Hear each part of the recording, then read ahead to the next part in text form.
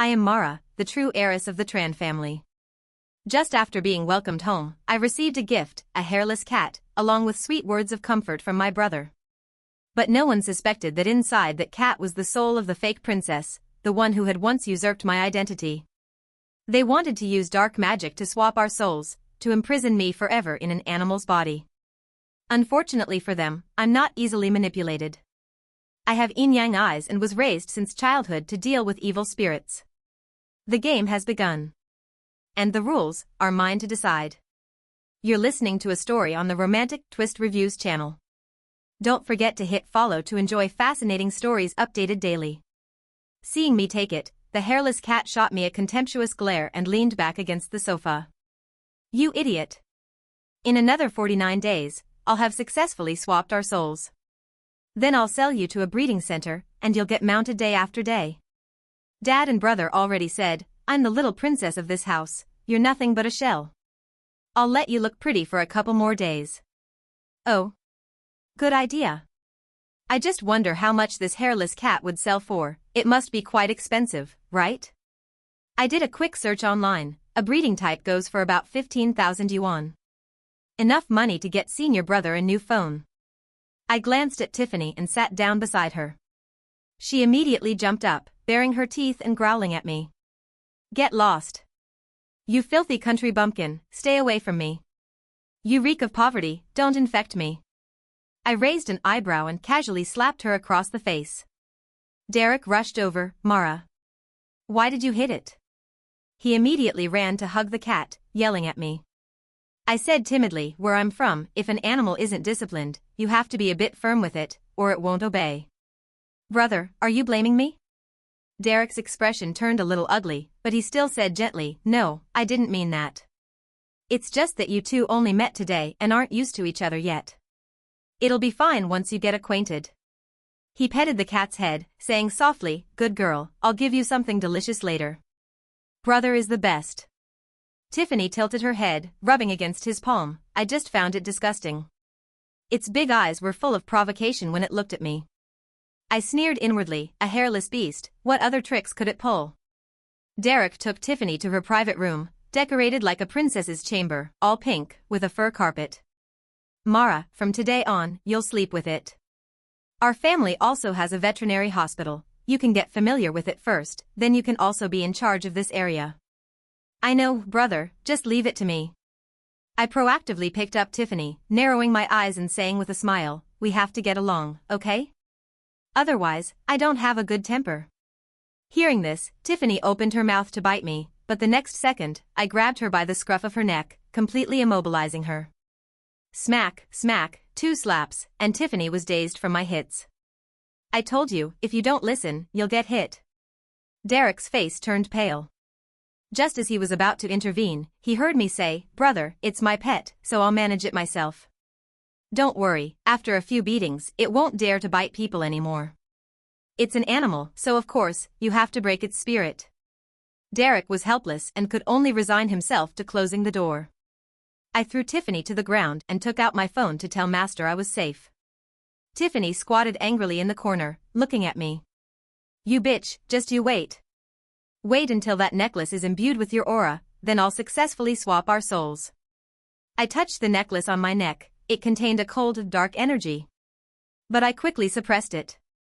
Such a minor foreign demon, daring to be so insolent. The light of the necklace immediately dimmed. It seems the thing they invited over wasn't anything formidable. Seeing the photo I sent, Master quickly replied, they're rich, all right, but that hairless cat is a bit strange. I told Master the whole story, and the old man immediately got excited. I wonder how much of those foreign dark arts you've grasped. When the time comes, catch a few and bring them back for me to practice on.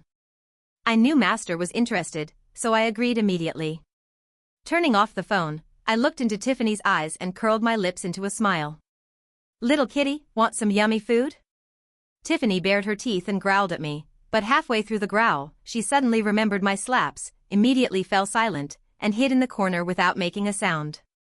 I felt quite bored, so I opened the door and went out for a walk. This villa, apart from the strange matter of Tiffany's soul swap, seemed to have nothing else unusual. However, when I reached the study on the 3rd floor, I overheard Harold and Derek's conversation. Dad, after the soul swap is done, how should we deal with Mara? She's just a little beast, just throw her out. What tricks can she possibly pull? A country bumpkin. If Tiffany hadn't had that accident, I wouldn't have brought her back at all. Let her enjoy herself for a while. Okay, go prepare the ribeye steak for Tiffany. The fruits she likes have also been airlifted here. I quickly stepped back and hid to the side, just in time to see Derek, who was supposed to be at the company, hurriedly walk out. I did a quick calculation. The red lawn star was in his destiny chart, too bad it was a rotten peach blossom. It seemed Derek's feelings for Tiffany were truly extraordinary. I snorted inwardly, took a stroll, and then returned to my room. I didn't see Tiffany, but my nose caught the acrid smell of urine. I was so angry I had to laugh. The carpet, sofa, bed, and even my wardrobe were all covered in her maps. I walked towards the window, pulled open the curtains, and a white shadow suddenly flashed and lunged at my face, its cold claws glinting. I leaned aside to dodge it, then kicked the cat, sending it flying to the corner of the wall. It slammed hard against the wall and fell. Ah. You bitch. My brother will kill you when he gets back. Hearing footsteps outside the door, I scrambled over, quickly picked up Tiffany, and then, with lightning speed, snatched the bedsheet and wrapped it around her. Grabbing her by the scruff, I slapped her a few times, then shook her hard. Tiffany passed out directly. The next second, the door opened, and I asked with a choked voice, "Brother, I don't know what's wrong with it. It suddenly became like this. Do you think it's sick?" Derek was immediately worried, rushing to hold Tiffany, and was instantly hit by the strong smell of urine on her, nearly making him vomit. What is this? I'm not sure either. When I came in, all my clothes were wet. Is this cat sick or something? Logically, it shouldn't make such a mistake, right? Or maybe there's something wrong with it. Let's take it to the vet hospital to check. Derek was also anxious. I'll go. Tell the maid to clean all this up. But I don't have any clothes to change into. Derek hesitated for a moment, took out his phone, and transferred 50,000 yuan to me. Go buy yourself a couple of outfits quickly. Thanks, brother. 50,000 yuan, was he shooing away a beggar? The airlifted ingredients alone cost more than that. I turned around and went to a gold shop to buy a large gold lock, then returned.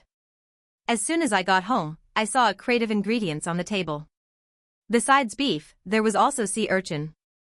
Really now, why would a cat eat so well? I didn't hold back and cooked it all. Whatever I couldn't finish, I gave to the stray dogs.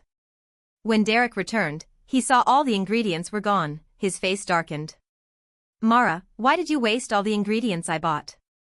Brother, you know, I've never lived such a good life before, never seen such delicious food, so, brother, is the cat okay? Derek gritted his teeth. It's fine. I smiled, wanting to hold it, but Derek leaned away to avoid me. Never mind, I'd better do it myself.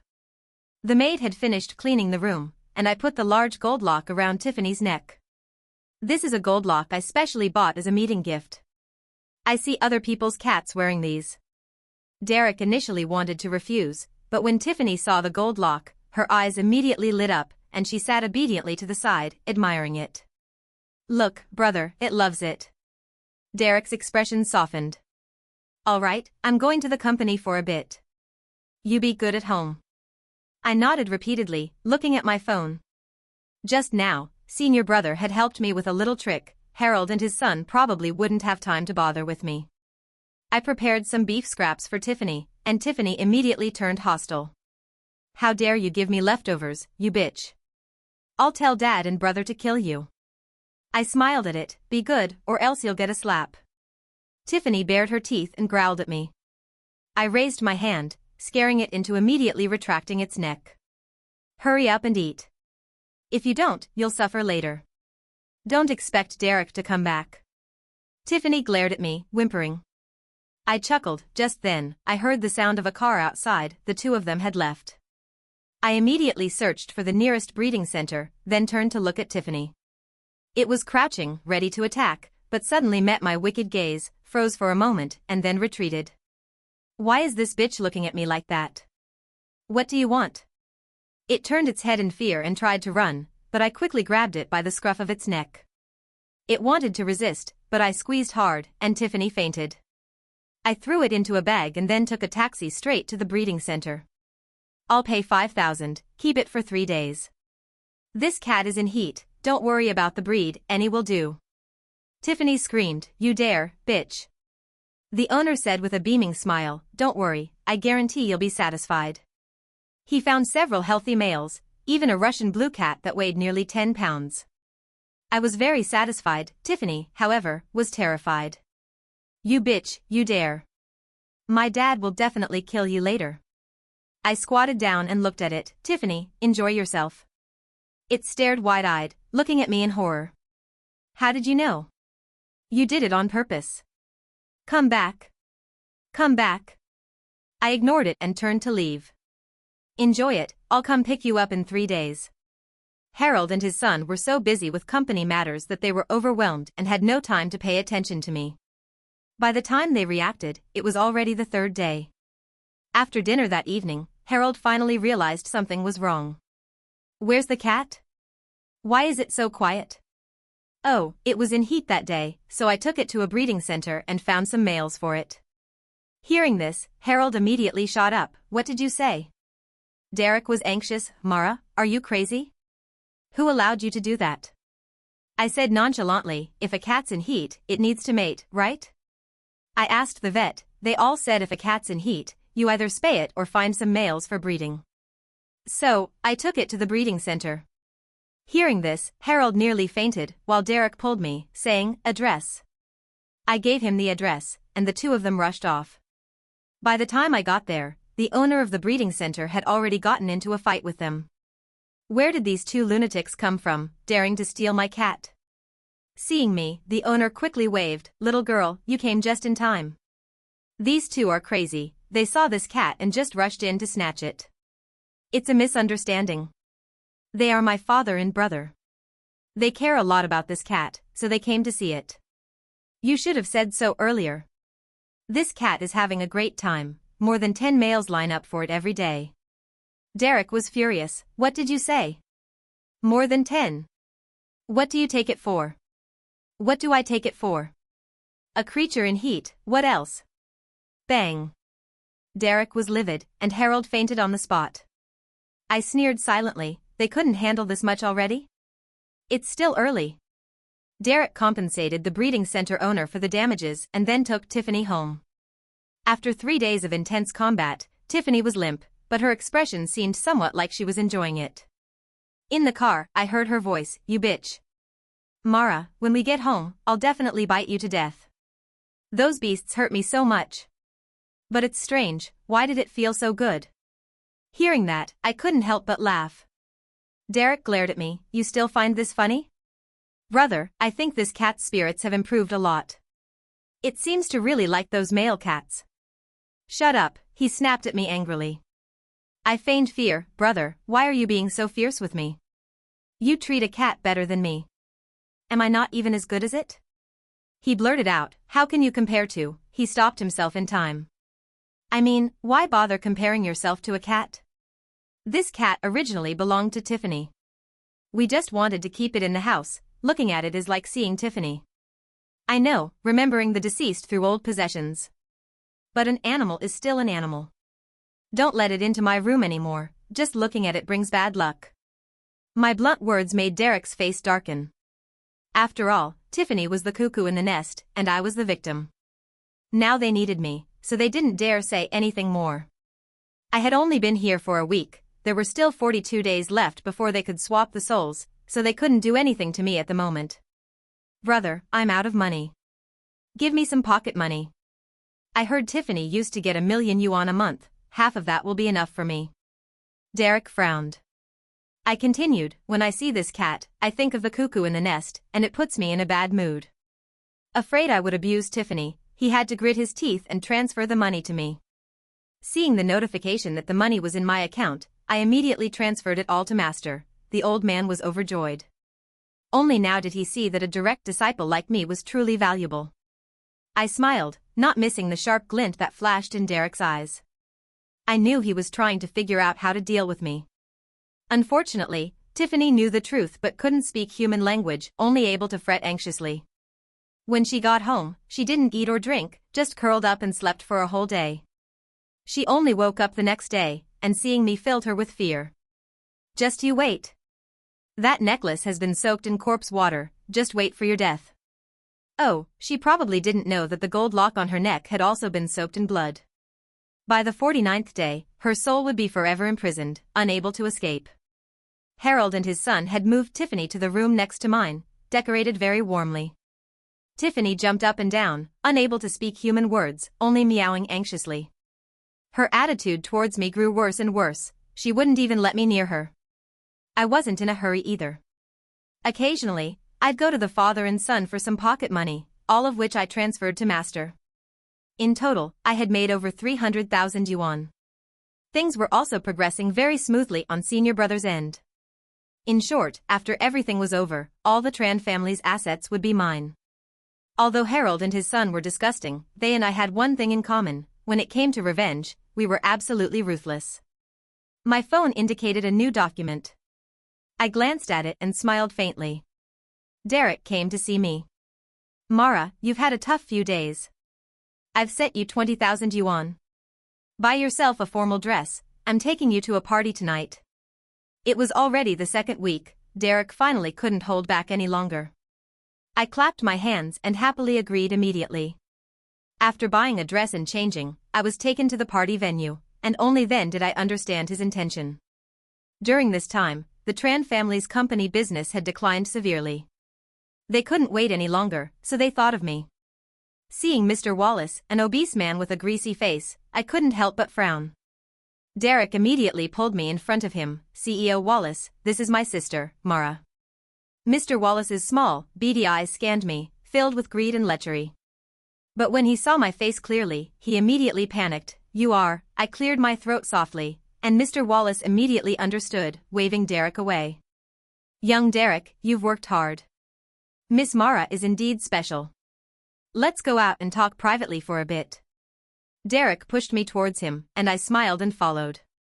As soon as we entered the private room, Mr. Wallace knelt down with a thud.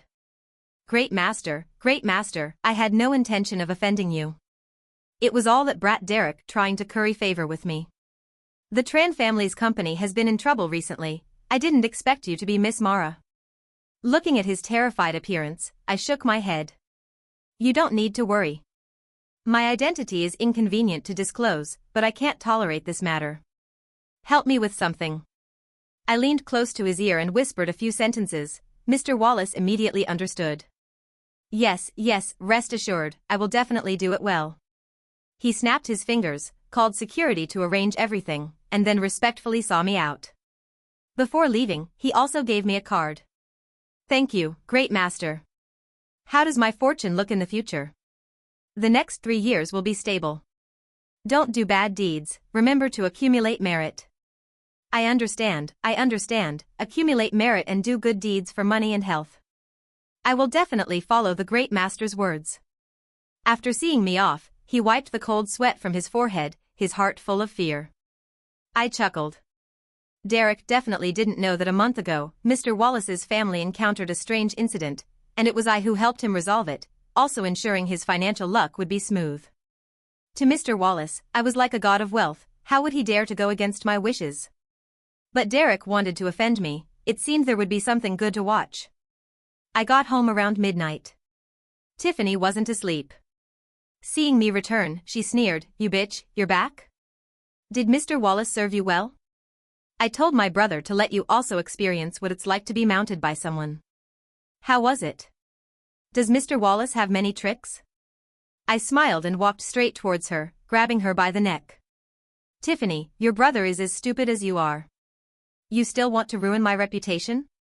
Too bad, tonight will be the most unforgettable night of his life. Tiffany's face turned pale with fear. I dragged her into the bathroom, turned on the faucet to fill the tub, then threw her in and pushed her head down. Tiffany struggled frantically in panic, but in her current state, how could she match my strength? When she was almost out of breath, I pulled her up, but then immediately pushed her down again. Repeatedly, until she was exhausted, I threw her hard onto the floor. Want to fight me? You'd better stay far away from me when you see me in the future. Tiffany's eyes were full of hatred, as if she wanted to tear me apart, but she couldn't do anything. Just you wait, you bitch. Only half a month left, I'll definitely make you wish you were dead. I paid her no mind, went back to my room and had a good night's sleep. The next day, Derek didn't come back. The third day, still no sign of him. It wasn't until the fourth day that he appeared, but he was walking with a limp. His complexion was not good at all, but he didn't dare ask me anything. Harold asked, was everything okay with Mr. Wallace that day? I shrugged, not really sure. Mr. Wallace didn't seem interested in me, on the contrary, he really liked Brother. In the end, he told me to go home first. But Brother hasn't been home for a few days and looks unwell. Does he need to see a doctor? Derek's face immediately darkened. I couldn't help but smile. Derek gritted his teeth. No need, thanks for your concern. I almost burst out laughing. The days passed like that. Tiffany didn't dare come near me after that. It's just that no one noticed that Tiffany was sleeping more and more. Derek finally noticed, why is this cat sleeping so much? It sleeps all day every day? Brother, it's a cat. It's normal for cats to sleep more than 10 hours a day. Really? Of course, whoever has a cat knows they love to sleep, right? Derek said nothing more, but Harold frowned and looked at my neck. Mara, where's the necklace Dad gave you? Why aren't you wearing it? Oh, you mean that? I didn't think it matched my outfit, so I didn't wear it. It's just a necklace, I didn't really like jewelry before. Before was before, now is now. You are a young lady of the Tran family, you must have some jewelry to look the part. It's also something your mother left behind, very sentimental. I nodded, yes, I know. Let me go upstairs and get it to wear. In the afternoon, I put the necklace back on. When Harold saw it, he clearly breathed a sigh of relief. It's just that he didn't realize the light of this necklace was different from before, no longer having any gloomy aura, and had become much brighter. And the gold lock on Tiffany's neck was getting increasingly tarnished. At night, Derek went into Tiffany's room, holding her in his arms, stroking her continuously. Tiffany, just endure it a little longer, it'll be over soon, you'll be free. Tiffany leaned against his chest, her cat eyes looking at him with despair. Just then, Derek's phone rang. As soon as he answered, his face immediately darkened. He stood up, tossed Tiffany aside, and left. Tiffany shrieked angrily, Derek. What's wrong with you? Come back. Come back. I opened the door and walked in. As soon as Tiffany saw me, she panicked and retreated into a corner. Don't come here. Don't come here. It seems she's learned to be afraid. Tiffany, want to know where your brother went? Come on, I'll take you to see. Without waiting for her reaction, I grabbed her by the scruff of her neck and carried her out. From a distance, I saw Derek get into a car, and I immediately followed. Tiffany looked at me warily, I just smiled. Your brother has another woman. See that car? That's the car of a rich old woman named Sylvia Bancroft.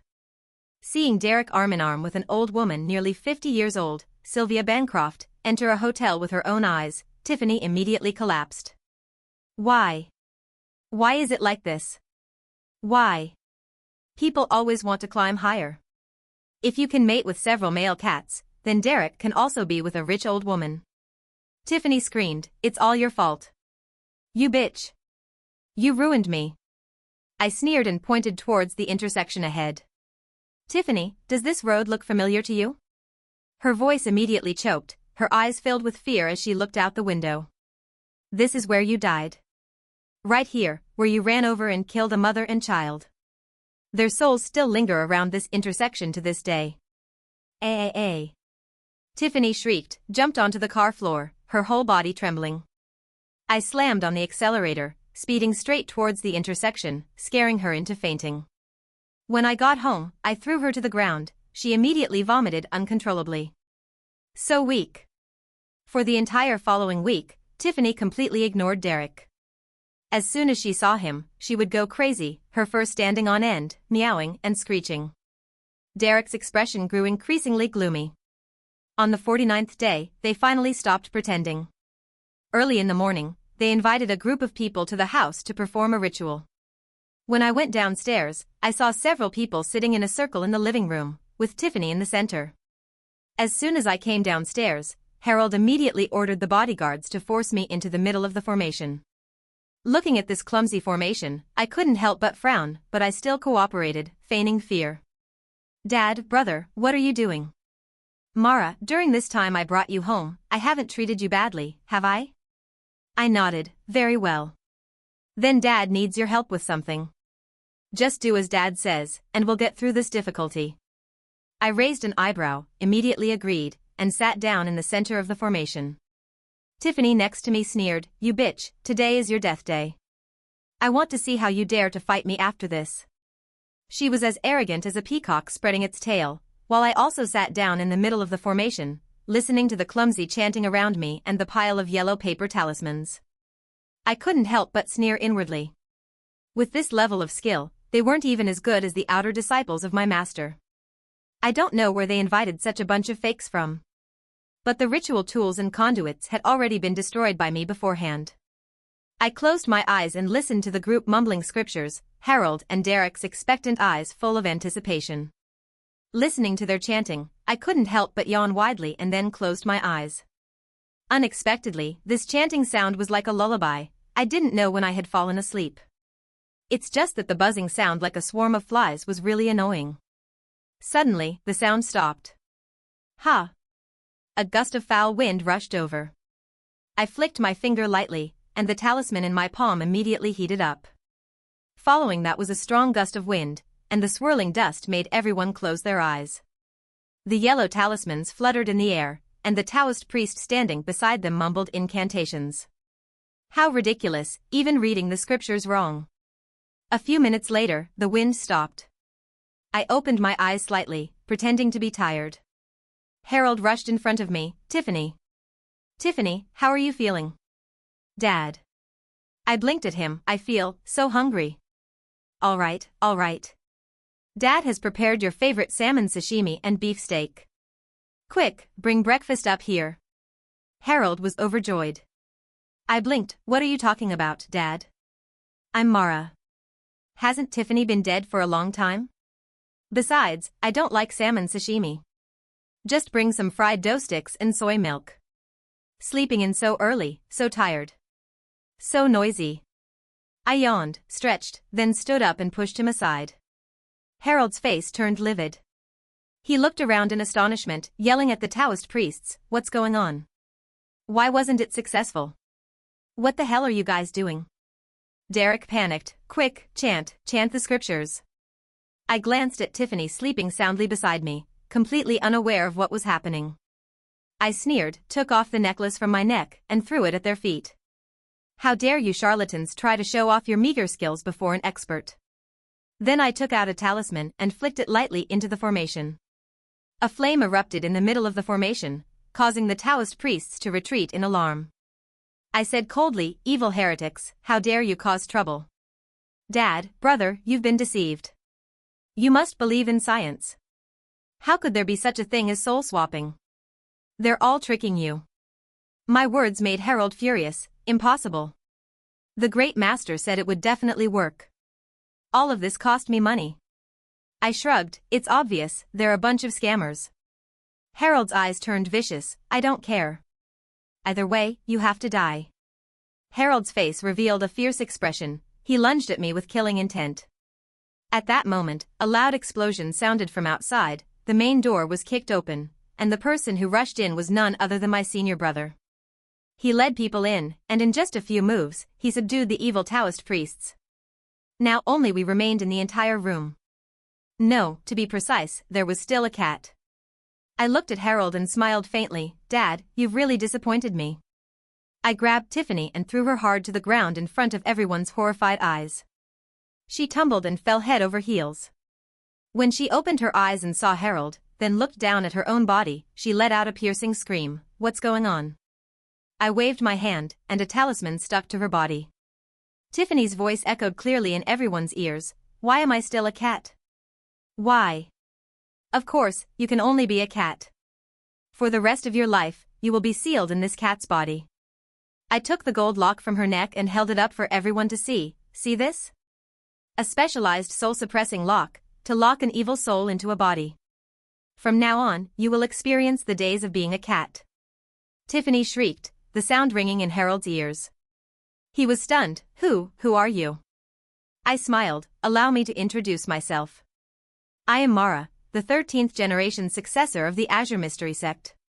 I was born with Yin-Yang eyes and have studied feng shui and exorcism since childhood.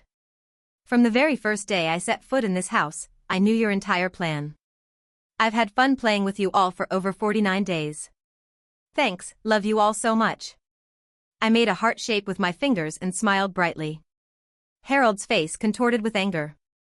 He lunged to hit me, but his hand, once raised, could not come down. Derek was the same, his whole body frozen. I smiled gently. Sorry, I used a little trick to control you. I reached into their pockets and took out 2 pieces of talisman paper that had burned to ash. See? This formation, combined with the talismans, will quickly extract your souls, turning you into 2 soulless husks. All the Tran family's assets will be mine. Harold tried to open his mouth to curse, but with a wave of my hand, his 5 senses were immediately sealed. I looked at his panicked appearance and couldn't help but laugh. Harold, from the moment you caused my mother's death, you should have known this day would come. But perhaps you never imagined that the child you abandoned would survive, be found by master, and be properly educated, right? My fate is too good, while you were destined to die at my hands. Harold could no longer hear or see, but the fear in his heart could not be hidden. The greater his terror, the stronger my power became. Senior brother standing beside me asked, "Is that it? What do we do next?" I smirked slightly. Take him to the forest behind the house. I've prepared a big gift for him there. According to my investigation, my mother's death was not accidental. Although I have no clear memory of her, she was a pitiful woman. While living in the Tran house, I had often heard crying and screaming from the back forest, but I was never afraid. We dragged Harold to that forest and tied him to a tree trunk. I snapped my fingers, unsealing his 5 senses. Harold opened his eyes, saw me, his eyes full of terror. You rebellious daughter. What are you planning to do? What am I planning to do? Naturally, to let you taste what my mother went through. When she had just given birth, you took the baby away, then tricked her into believing the child was thrown in here. She searched desperately, right? Today, you will also experience her pain. She will come to find you. I took some ox tears, applied them to his eyes, and opened his celestial eye. Harold would have to stand here all night, seeing countless spirits flying around. The terror would gradually consume him, until his heart failed and he died. I stood before Derek, gently stroking his chin, looking at his pale face. Ever since he knew that I had realized their plan from the beginning and had calmly watched them act, the way Derek looked at me had completely changed. Seeing me approach, he immediately lost control, cursing, "You bitch. You damn bitch. What makes you comparable to Tiffany? Why did you have to come back? Did I forget? You were the ones who called me back. If it weren't for you, I wouldn't even know there were such cruel relatives in this world. But it's okay, the entire Tran family fortune will belong to me. As for you, you and Tiffany can become a close cat couple." "No, that's not right, the breeding center won't allow you and a female cat to be together." Hearing this, Derek trembled with fear. I gently pulled out his soul, stuffed it into a 20-pound Russian blue cat, and then took both Derek and Tiffany to the breeding center where I had previously sent Tiffany. As soon as he saw me, the center owner beamed. "Oh, the little girl is back again. No one will come to make trouble for me this time, right?" "No. I've dealt with them all. I inherited the entire Tran family fortune, and I don't need these 2 cats anymore. I'm leaving them here with you, for breeding. Make sure they don't escape. Rest assured, I've been in this business for so many years, unless they die, no cat has ever escaped." Under the horrified gazes of the 2 cats, I completed the procedures. Tiffany screamed, "Mara! Let me out! Let me out!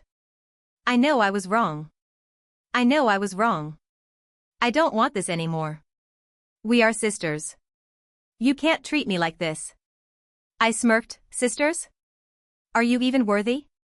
Her mother was just one of Harold's countless women, and she didn't even know who her real father was, Only the foolish herald believed the words of his white moonlight and wore the cuckold's hat for so many years. I took back Tiffany's gold lock, took it to a gold shop to sell, and made a decent sum. Thinking of that, I smiled. Derek wailed, "No. Mara. I'm your brother. Don't leave me. Have you forgotten? I gave you so much pocket money. Just take me with you, I won't need anything, I just want to be by your side." I looked at him, now a fat cat, stepping on Tiffany's head, yelling, "I'll go with you. Go with you, okay?" Tiffany turned around and bit his leg hard. "Derek. You won't die a good death." Derek frantically swung his paw, slapping her hard across the face. The two cats immediately lunged at each other, scratching and clawing. The owner of the breeding center unceremoniously grabbed them and threw them into a cage. "Don't cause trouble here. Who would want you if your faces are all scratched up? Lock them in the dark room, no food today." I was satisfied, smiling at him. "Well done, boss.